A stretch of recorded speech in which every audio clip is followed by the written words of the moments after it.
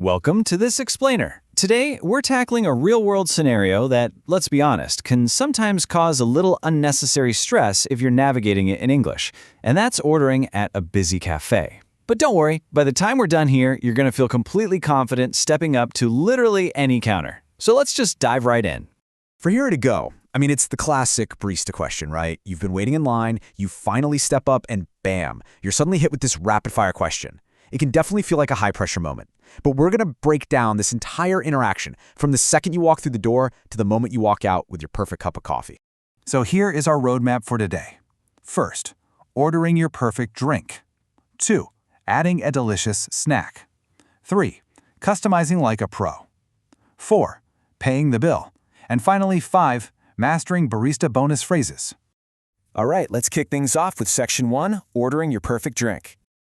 Now, to turn static vocabulary words into actionable, polite sentences, you really just need a few key phrases. Take your basic items, right? A latte, a cappuccino, or maybe an iced coffee. You just package them up like this. I'd like a latte, please. Or, can I get a cappuccino?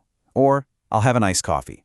Using these quick little combinations is going to instantly make you sound super fluent and perfectly polite. And of course, beyond the basics, you've got a massive wealth of options, whether you're craving an espresso, an Americano, a mocha, or a flat white. Or hey, even non-coffee options like tea, hot chocolate, a smoothie, or a milkshake. You literally just plug these words right into those sentence structures we just talked about, like, I'll have a milkshake, please. It really is that simple.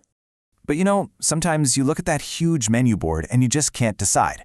When you're stuck and you need the barista's expertise, just use these 2 phrases. You can say, what do you recommend, or what's your most popular drink?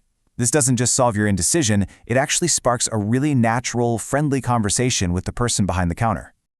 Moving right along, let's look at Section 2, adding a delicious snack. Just like we did with our drinks, we can take our core food vocabulary and put it right into action. So a sandwich simply becomes, I'd like a sandwich. A chocolate muffin becomes, can I have a chocolate muffin?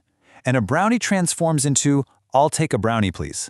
The formula stays exactly the same, which, let's face it, makes learning this incredibly efficient. Now, navigating that food display with absolute confidence sometimes means you've got to ask a few questions. Saying, is this fresh, is a perfectly polite way to ensure you're getting the absolute best pastry in the display case. Or, if you've got a major sweet tooth but you just don't see what you want, simply ask them, what desserts do you have? And just to make sure you're fully prepared, here's some more vocabulary you're definitely going to encounter. You've got your sweet items like a croissant, a cookie, or cheesecake, and then your savory or maybe healthier options, right? Like a salad, toast, a bagel, yogurt, or fresh fruit. With these words, you basically have the building blocks to order literally any snack they throw at you. Okay, this brings us to Section 3, customizing like a pro. So here are your customization building blocks. First up, we have dairy alternatives: skim milk, oat milk, almond milk, and soy milk. Then you've got your fun additions: sugar, flavored syrup, whipped cream, and of course ice. These are the specific little details that elevate a completely standard drink into your specific perfect drink. So instead of a standard order like, I'd like a latte, you can easily tweak it. You can try adding, can I have oat milk instead? Or maybe, extra ice, please. If you're keeping an eye on your sugar intake, just say, no sugar, please. These are super simple, really polite modifications that give you total control over your order. Now, for those of you who really want to sound like a cafe regular, try out these specific requests. Asking, can I get an extra shot of espresso, gives you that much-needed boost on a sluggish Monday morning. On the flip side, asking, can I have a decaf, lets you easily rein in your caffeine intake if it's getting a bit later in the day. All right, we've got our perfect order locked in. Now for Section 4, paying the bill. Let's just quickly review the core vocabulary for the actual transaction. So, the bill is the total amount that you owe, the receipt is your paper proof of purchase, cash and card are obviously your payment methods, and finally, the tip is that extra bit of money you might leave to show appreciation for some great service. To make sure you never stumble at the register, here is the exact sequence you'll want to follow. Step 1, just ask, how much is it, to get your total.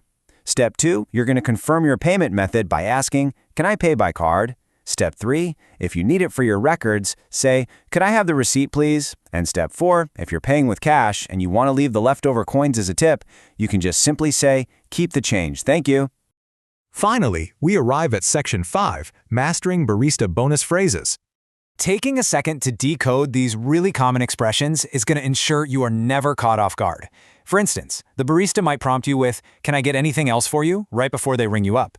When they give you the total, they're usually going to say something like, "That'll be $8.50. And as you head out the door, you'll probably hear friendly sign-offs like, "Enjoy your drink," "Have a great day," or "See you again soon."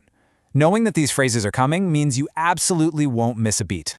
To totally round out your conversational toolkit, I've got 2 final supernatural responses for you. Let's say you're with a friend and you want exactly what they just ordered. You just say, "I'll have the same." It is incredibly efficient. And what if you suddenly realize you actually don't have time to sit down?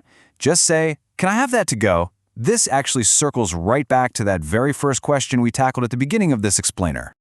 So let's kind of map out our core action verbs across a typical cafe visit. Basically, at minute 1, you order and you find a nice place to sit. By minute 3, well, if you ask them to recommend something, they'll now serve it to you. Around minute 5, you pay the bill. And by minute 10, you are completely ready to eat, drink, enjoy, or take away all your delicious items. And there you have it. You now have the structure, the exact vocabulary, and those crucial polite phrases to handle literally any situation at an English-speaking cafe. So, I have to ask, what are you going to order next? Seriously, I want you to mentally rehearse your brand new, perfectly customized order right now in your head. Try it out. Thanks so much for joining me in this explainer today, and I will see you next time.